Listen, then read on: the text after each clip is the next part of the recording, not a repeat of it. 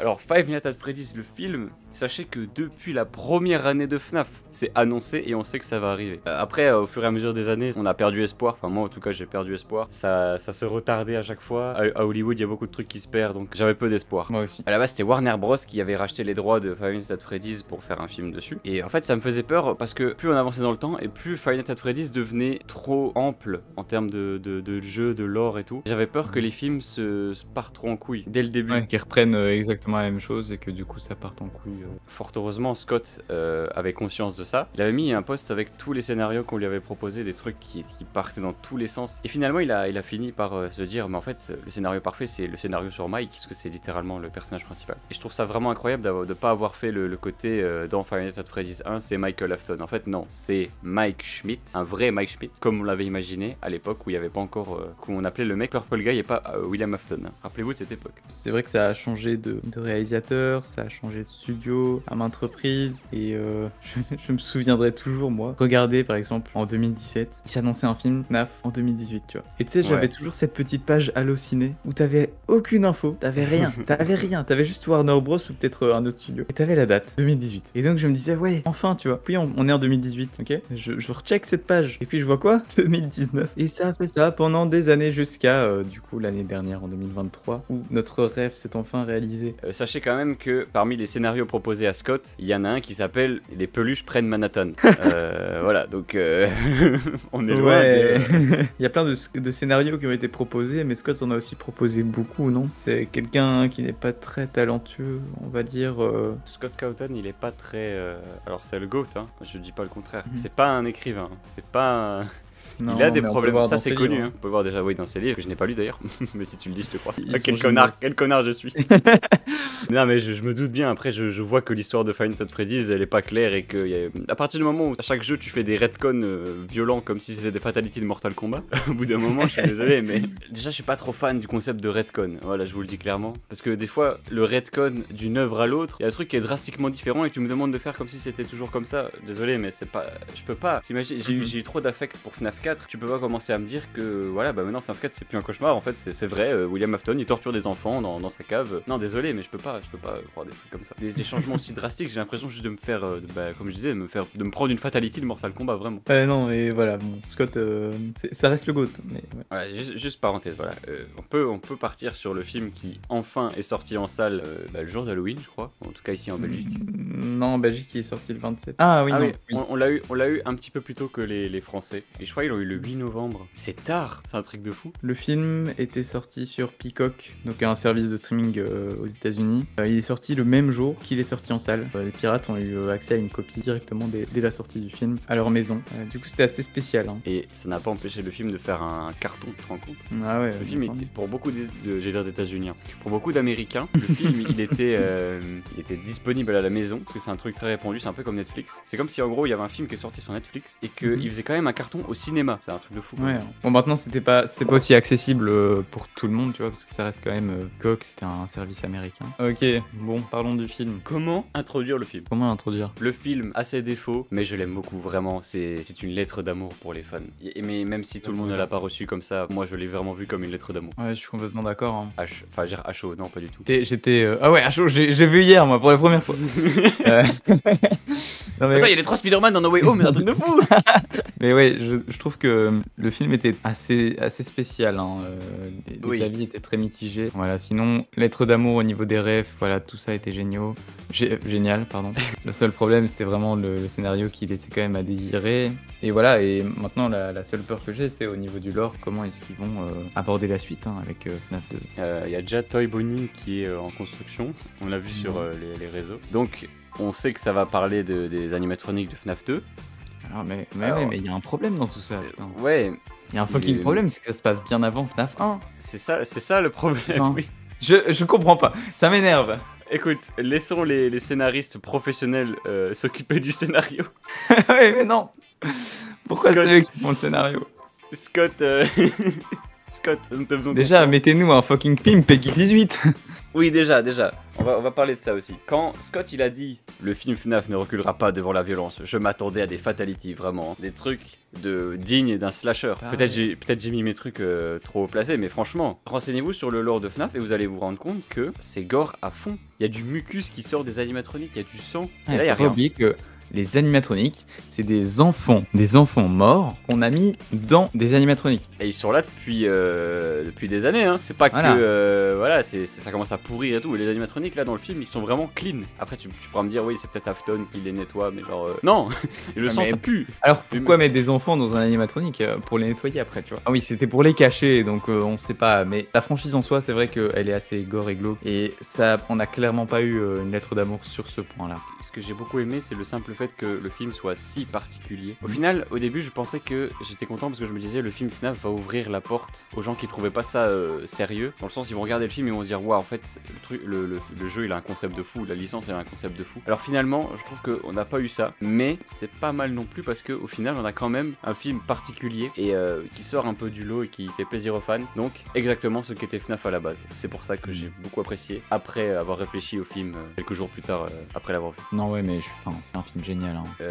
Mike, Josh Hutcherson. J'ai grandi avec Zathura, ce mec, je le surkiffe. Ouais, c'est vrai que Zathura, c'était vraiment un film de dingue. Oh là là. Encore une fois, hein, c'est relié à cette époque d'enfance et tout. Donc vraiment, tu peux faire le film, tu peux faire des liens avec tout. Scooby-Doo, Matthew Lillard en Springtrap, c'est parfait. Les gens voulaient comment il s'appelle le bouffon vert là, William Dafoe. Non. Bah ouais. Alors non. Pourquoi pas, parce que c'est un psychopathe, mais...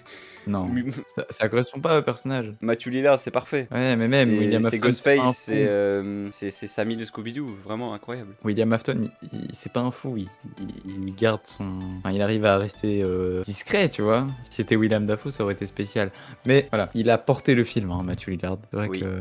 Pour le peu qu'on le voit. Et j'ai hâte de le voir dans le 2. Hein. Dans le 2, on le verra peut-être pas. Hein. Ah, après, I always come back, voilà. Ouais, après, c'est vrai que le scénario change vraiment du lore original. Donc. Moi, j'avais pensé au fait que dans le 2, ça pourrait être comme dans le 1, en fait. Parce que finalement, dans Five Nights at Freddy's 1, tu joues Mike, qui est le gardien de nuit, pendant que la pizzeria est encore active. Là, dans le film, ça se passe dans les années 2000, donc beaucoup plus tard que FNAF 1. S'ils gardent la logique comme ils ont fait dans FNAF 1, à mon avis, FNAF 2, la meilleure manière de le faire, pour moi, c'est Mike et Abby et tout ce que tu veux, ils vont dans le restaurant de FNAF 2 en découvrant qu'il y a eu d'autres restaurants avant Five Nights at Freddy's 1 et qu'il y a des flashbacks. Donc le film jongle entre moderne et flashback à l'époque de FNAF 2.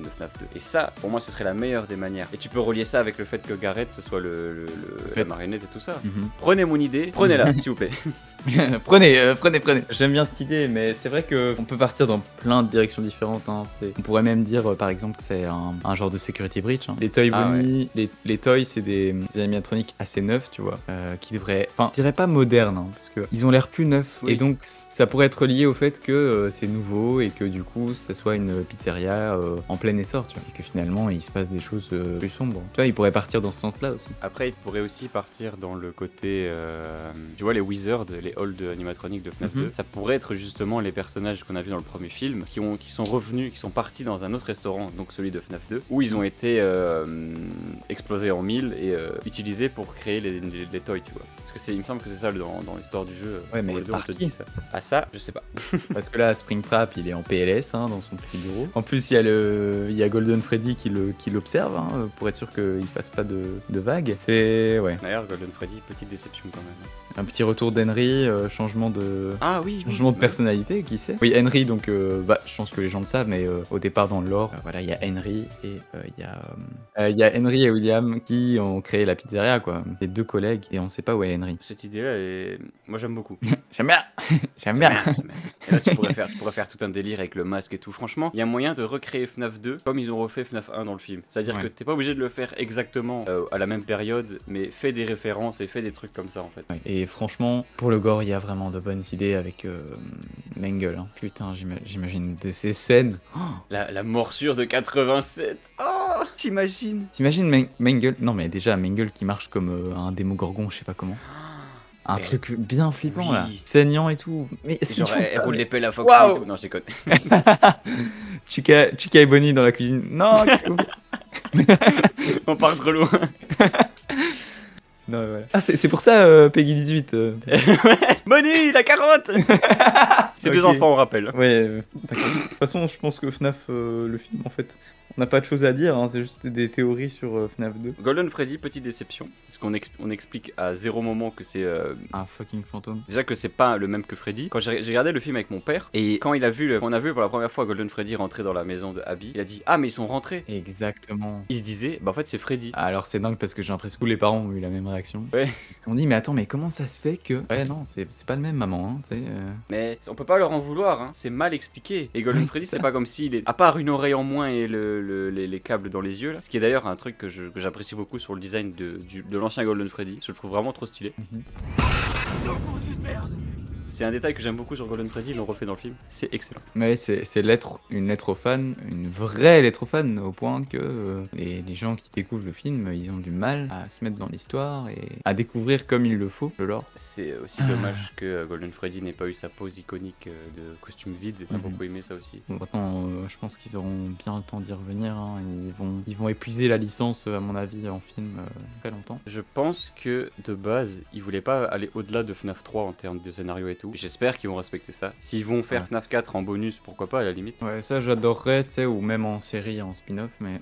L'histoire marcherait mieux en série qu'en film, je trouve. Ouais, c'est vrai. On le film est très bien, hein, mais bon, la série, ce serait le format parfait. Les voir sur grand écran, c'est quand même quelque chose. Je viens de penser à un truc. Sachez que il y a pas longtemps, Scott il avait fait un petit panel de ce qui allait se passer en août pour les 10 ans d'anniversaire. Et il y a pas longtemps, du coup, donc c'est-à-dire aujourd'hui à minuit, le 6 août, à l'heure où on enregistre, ils devaient annoncer une collab. Tout le monde pensait que c'était Fortnite. En fait, c'est Dead by Daylight. Alors vraiment, déjà banger parce que c'est un de mes jeux préférés qui va fusionner avec un autre jeu que j'aime beaucoup. Et ensuite, sachez que Blumhouse, donc qui a produit le film Five Nights at Freddy's, donc c'est une sous-branche de, c'est une branche de Universal, il me semble, c'est ça? Ouais, c'est ça, c'est ça. Donc c'est celle qui fait les films d'horreur chez Universal. Ouais, Blumhouse, connu pour Megan, Conjuring. Megan, Conjuring et les derniers Halloween aussi. Et sachez que du coup, Blumhouse, maintenant, ils sont en pourparlers pour faire un film Dead by Daylight. Tout est lié, parce que Blumhouse, il a Five Nights at Freddy's et ils vont potentiellement faire Dead by Daylight. Et les deux sont dans Dead by Daylight. Voilà, donc franchement, le film, j'ai beaucoup apprécié. Le film, il y a des bonnes choses, il y a des mauvaises choses, il y a des choses qu'on aimerait pour le deuxième. Je suis monsieur objectif, ça y est, je n'ai plus d'avis.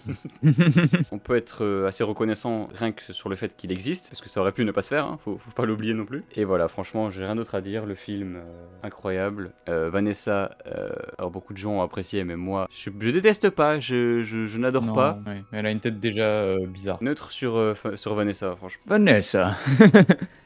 Oui. On est connectés.